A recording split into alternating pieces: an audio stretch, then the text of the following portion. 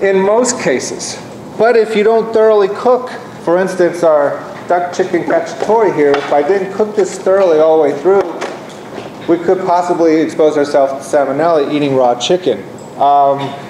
Eggs themselves can have salmonella on them, simply from the handling of the eggs. Why shouldn't you eat raw cookie dough, even though everybody does? Because it's made with raw eggs. I mean, it still has raw eggs in it, and so the risk of salmonella is there. Maybe it's minor, especially with precautions that are taken. But anything that's got a raw egg in it runs the risk of having salmonella in it as well. And then the other thing that we might want to be concerned with is consumption of E. coli. Now, we talked about E. coli being a microbe that most of us eat regularly because we come in contact with it on a regular basis. Its main transmission is fecal oral, but 0157H7 is a specific strain of E. coli that can cause dysentery, bloody diarrhea, can lead to rupture of or not rupture, but damage to the kidney, eventually failure of the kidney.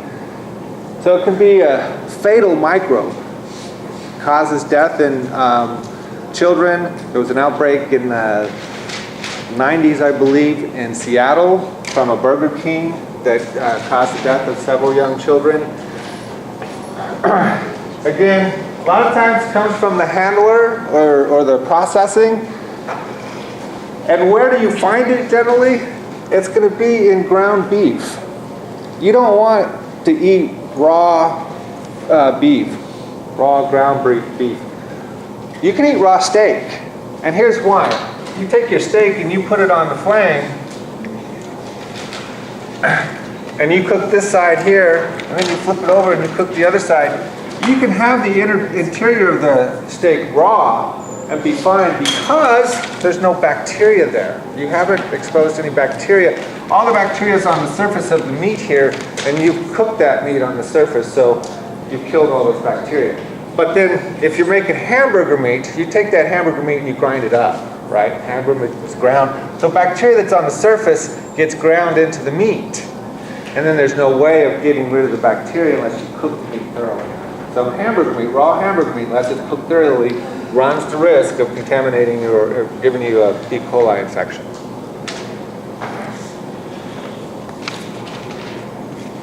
Questions, comments about foodborne illnesses? Well, a couple of things to keep in mind with regards to food preservation. Canning is a process that is used to help keep food, preserve food. You need it to be done under high temps and under pressure to kill any endospores that might be in the food. Pasteurization is a process that is used to help control bacterial growth in foods. Now, pasteurization is a process in which the food, and we use it for milk and we use it for juices and things like that, you get a quick heat treatment, a flash of heat onto the food to kill the bacteria, but it doesn't kill all of it. See, the problem with foods like milk and stuff like that, if we give it too much heat, it denatures the proteins, it changes the flavor of the foods, and so we've got to be careful about that. So Louis Pasteur invented this process, pasteurization, where you do a brief heat treatment, kills most of the bacteria, and then so it preserves the food for a little bit longer. The reason your milk will last a week, 10 days, 2 weeks in your refrigerator is because of pasteurization. If we didn't pasteurize it, it'd be spoiled in 2 days, maybe 3 days. And proof that they don't kill all the bacteria is that it does spoil after 14 days or so. It will eventually go bad because there's still bacteria there. Refrigeration works, but only to slow down growth. It doesn't necessarily stop growth. Now, some microbes won't grow at all at 4 degrees, and you'll know when we're in the laboratory, we are storing our microbes at 4 degrees when we don't want them to grow. But some microbes still can grow at that temperature, so you may still get some bacterial growth at 4 degrees, which most of your refrigerators will be set at 4 degrees Fahrenheit. Freezing. Freezing stops microbial activity. Good means of preserving food, but it doesn't kill the bacteria. So once that food is thawed, you're still going to have to cook it or heat it up to kill the bacteria. Lowering the pH is effective, and it's one of those processes that is sometimes used in canning. Foods that are fermented have a lower pH, and those will help reduce growth.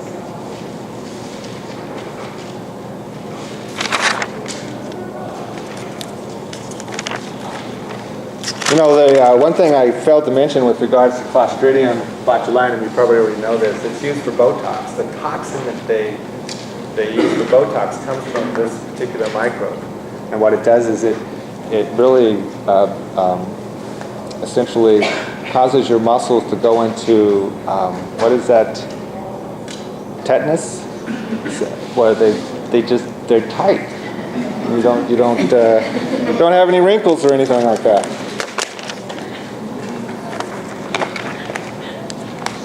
I have one more current event for you, taken from today's newspaper.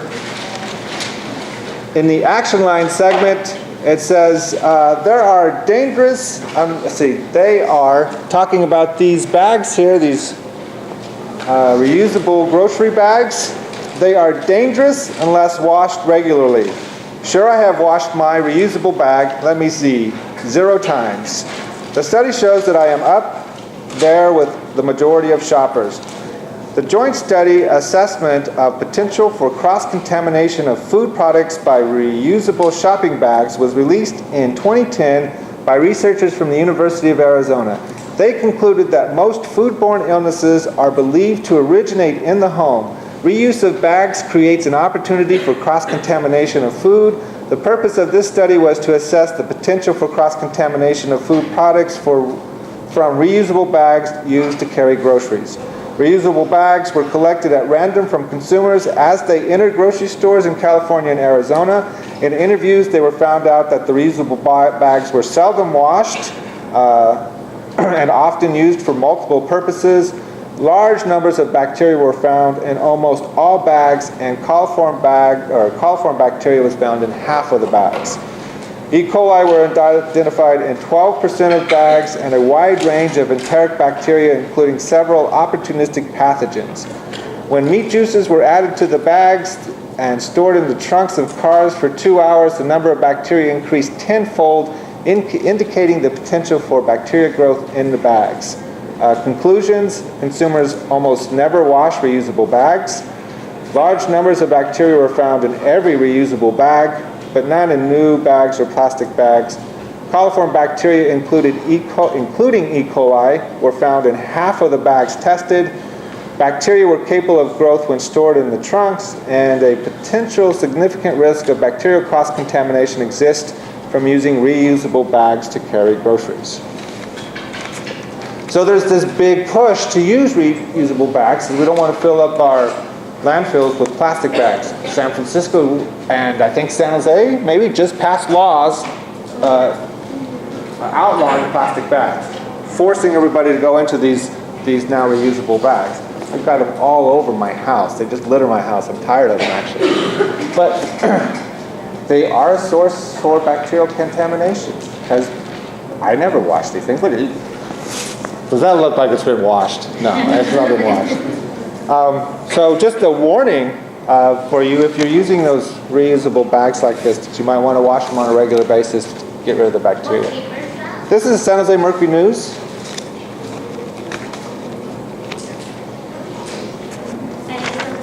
It's from today, yes.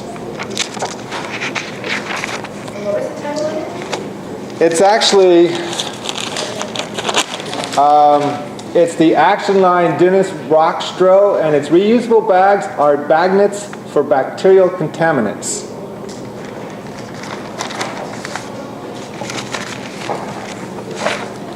Okay, so that's the material that will be on the first exam. Up to that point.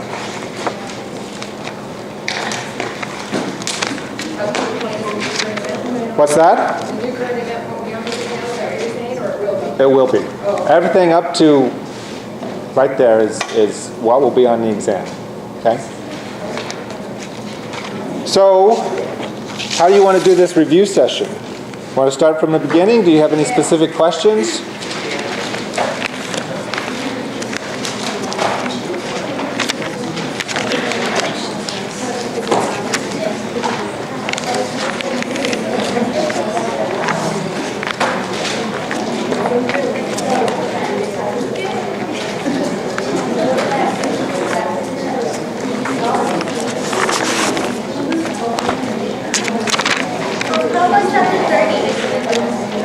Say that again.